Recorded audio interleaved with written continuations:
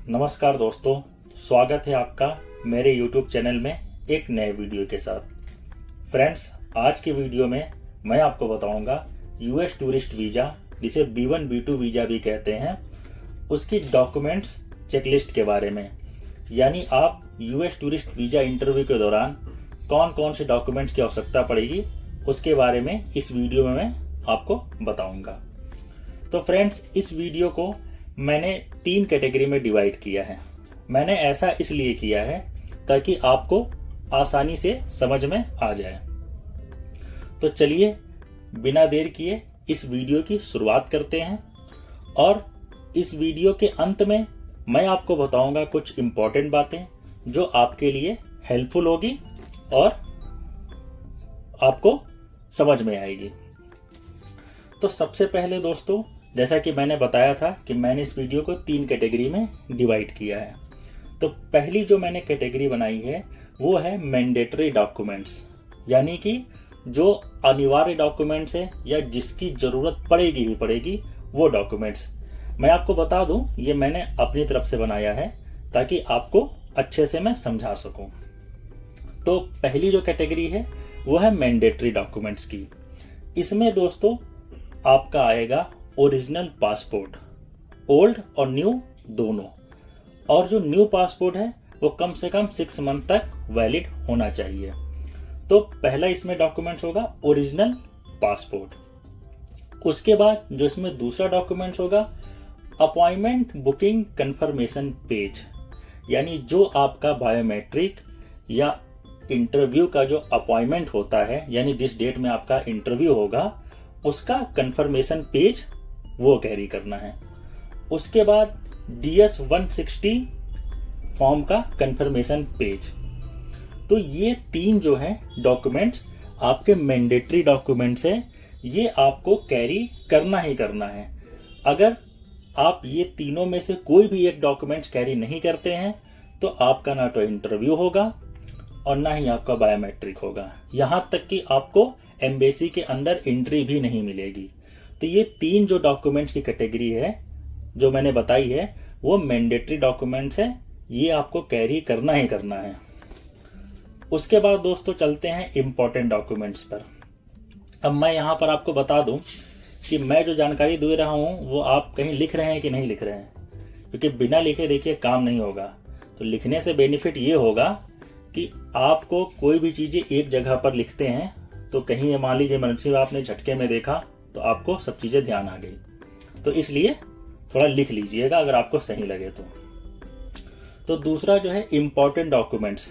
तो इस कैटेगरी में मैंने डाला है फाइनेंशियल, मोस्टली जो फाइनेंशियल स्टेटमेंट्स है जिनसे आप फाइनेंशियल आपकी कंडीशन दिखती है उसके बारे में। क्योंकि देखिए आप टूरिस्ट वीज़ा अप्लाई कर रहे हैं तो tourist as a tourist person कोई भी कहीं जाता है तो उसका खर्चा होता है। तो उस कंडीशन के में आपको फंड्स की आवश्यकता पड़ती है। तो इसलिए मैंने इम्पोर्टेंट डॉक्यूमेंट्स की कैटेगरी में जो है फाइनेंशियल डॉक्यूमेंट्स रखे हैं। अब इसमें आपको क्या चाहिए, जैसे कि फॉर एग्जांपल आपका 6 मंथ का बैंक स्टेटमेंट, और आप अगर बिजनेस कर रहे हैं या जॉब कर रहे हैं तो उसके पेपर, जैसे बिजनेस के लिए आप GST का पेपर हो गया, जॉब के लिए आपकी सैलरी स्लिप होगी, अपॉइंटमेंट लेटर हो गया, ये सब चीज़ें। उसके बाद प्रॉपर्टी के पेपर, जैसे आपके पास प्रॉपर्टी है, घर है, खेत है, कहीं ज़मीन है, तो उसके भी पेपर आप कैरी करिए। उसके बाद आपका ITR, अगर ITR फाइल करते हैं तो वो भी आप कैरी करिए। उसके बाद है स्पॉन्सरशिप, जो आपको इनवाइट कर रहा है। जैसे मान लीजिए कोई आपका अमेरिका में जान पहचान का रहता है, वो आपको इनवाइट कर रहे हैं, तो उनके भी पेपर आपके पास होने चाहिए एज अ प्रूफ कि हाँ ये पर्सन मुझे इनवाइट कर रहे हैं, ठीक है, और मेरे इनसे रिलेशन ये है, आप ताकि प्रूफ कर सकें। तो ये सब जो है वो इम्पोर्टेंट डॉक्यूमेंट्स की कैटेगरी में आते हैं। मतलब कि आपका जो भी इनकम से रिलेटेड जो भी चीज़ें हैं, जो आपकी प्रॉपर्टी दिखाए, जैसे आपने FD करा दी हो या फिर जो भी आपकी इनकम दिखाए, वो आप कैरी कर लीजिए, सब कैरी कर लीजिए। उसके बाद जो इसमें तीसरी कैटेगरी है उसको मैंने दर्शाया है सपोर्टिंग डॉक्यूमेंट्स।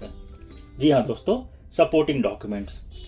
तो इसमें सबसे पहले आपका आएगा होटल बुकिंग कंफर्मेशन पेज, यानी कि अगर आप अकेले अमेरिका जाते हैं तो आप कहाँ स्टे करेंगे, तो ये होटल बुकिंग कंफर्मेशन पेज आपका होना चाहिए। उसके बाद कवरिंग लेटर।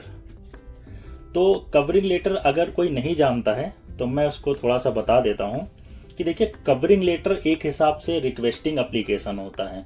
जैसे कि हम लोग स्कूलों में लिखते हैं या फिर अपने जॉब में HR को छुट्टी के लिए लिखते हैं, या कोई भी चीज़ समस्या होती है तो हम लोग एक एप्लीकेशन लिखते हैं। तो वो वीज़ा ऑफिसर के रिस्पेक्ट में लिखा जाएगा, जहाँ से आपके इंटरव्यू है उनके रिस्पेक्ट में लिखा जाएगा, और जो भी उनका सब्जेक्ट होगा कि मैं फला फला वीज़ा अप्लाई कर रहा हूँ, और उसमें थोड़ा सा मैटर होगा कि आप USA क्यों जाना चाहते हैं, आप क्या करते हैं, पर्पस क्या है, और वही रिक्वेस्टिंग होगा कि आप मेरा वीज़ा अप्रूव करिए। कुछ इस टाइप का जो है ये कवरिंग लेटर होता है। उसके बाद ट्रैवल आइटेनरी, यानी यात्रा का विवरण। जो आप ट्रैवल आइटेनरी, इसमें आपको क्या मेंशन करना पड़ेगा कि आप US में जो आपकी डे बाय डे एक्टिविटी होगी, जैसे आप 10 दिन, 15 दिन, 20 दिन, जितने भी दिन आप रुकना चाहते हैं, तो उसमें आप डे बाय डे आपकी एक्टिविटी क्या होगी वो इसमें मेंशन रहेगी। बस ये हो गया ट्रैवल आइटेनरी, और कुछ नहीं। उसके बाद आपका मैरिज सर्टिफिकेट, फिर आपका बर्थ सर्टिफिकेट, ठीक है।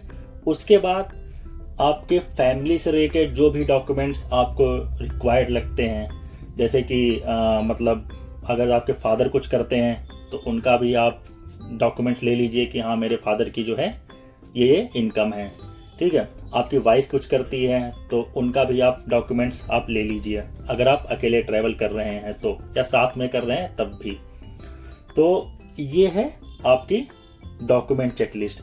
अब इसको मैंने जो 3 कैटेगरी में डिवाइड किया है, तो पहला जो था वो मैंडेटरी डॉक्यूमेंट्स था, दूसरा इम्पॉर्टेंट, तीसरा सपोर्टिंग डॉक्यूमेंट्स। तो ये जितने डॉक्यूमेंट्स मैंने इसमें बताए हैं, बस ये इतने इनफ है।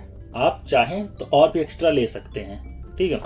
लेकिन जो सबसे इम्पॉर्टेंट है, मैं फिर से बता रहा हूँ, वो मैंडेटरी डॉक्यूमेंट्स है। भैया वो अगर छूटा कुछ भी तो आपका इंटरव्यू वगैरह नहीं हो पाएगा, ठीक है। तो वो डॉक्यूमेंट आपको कैरी करना है। और मैं आपको जो इम्पोर्टेंट बात बताने वाला हूँ वो ये है कि देखिए, जितने भी डॉक्यूमेंट्स मैंने आपको बताए हैं आप सब कैरी करिए, ठीक है। वीज़ा ऑफिसर के पर डिपेंड करता है वो आपसे कौन कौन से डॉक्यूमेंट्स आपसे लेंगे। फॉर एग्जांपल जो 3 डॉक्यूमेंट्स मैंने बताए हैं वो तो लेंगे ही लेंगे।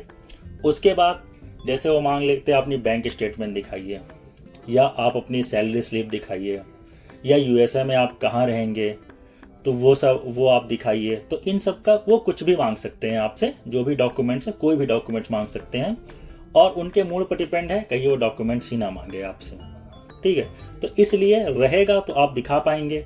मान लीजिए अगर आपके पास डॉक्यूमेंट नहीं रहा तो आप कैसे दिखाएंगे। तो इसलिए सब डॉक्यूमेंट्स को कैरी जरूर करिए और एक बार चेकलिस्ट बना दीजिए। और दूसरी चीज मैं आपको बता दूं कि किसी भी प्रकार का कोई भी फेक डॉक्यूमेंट्स मत बनाइएगा। जी बहुत ध्यान से सुन लीजिए, किसी भी प्रकार का कोई भी फेक डॉक्यूमेंट्स मत बनाइएगा। ये एक ऑफेंस है, ये एक क्राइम है, समझ लीजिए। अगर आप ऐसा करते हैं और पकड़े जाते हैं तो परमानेंटली आप US के लिए ब्लॉक हो जाएंगे, आप कभी भी वीज़ा अप्लाई नहीं कर पाएंगे।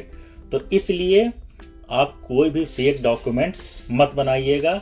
अगर इनमें से जो भी इम्पोर्टेंट डॉक्यूमेंट्स या जो भी सपोर्टिंग डॉक्यूमेंट्स की लिस्ट में से अगर कुछ भी आपके पास नहीं है तब भी चलेगा, लेकिन किसी प्रकार का कोई फेक डॉक्यूमेंट्स मत बनाइए, क्योंकि फेक होता है। तो इसलिए मैं इस बात को आपको बहुत अच्छे से बता रहा हूँ और बार बार दोहरा के कह रहा हूँ। तो दोस्तों इस वीडियो में बस इतना ही। मुझे उम्मीद है कि आपको ये वीडियो समझ में आया होगा। अगर फिर भी आपका कोई क्वेश्चन या कोई डाउट रहता है तो आप मुझसे कमेंट बॉक्स में पूछ सकते हैं। और मैं आपको बता दूं कि अगर आपका USA का वीज़ा अगर आप अप्लाई करना चाहते हैं, टूरिस्ट वीज़ा अगर आप अप्लाई करना चाहते हैं और उसमें कोई दिक्कत आ रही है, तो उसके लिए भी आप मुझसे हेल्प ले सकते हैं, मैं आपकी हेल्प करूंगा। वीज़ा अप्लाई करने से लेकर अपॉइंटमेंट बुकिंग तक मैं आपकी सब में हेल्प करूंगा। और मेरा जो है वो इंस्टाग्राम है, जो मैंने ये स्क्रीन पर दिख रहा है, और ये मेरा नंबर है, आप इस पर कांटेक्ट कर सकते हैं। तो दोस्तों, इस वीडियो में बस इतना ही।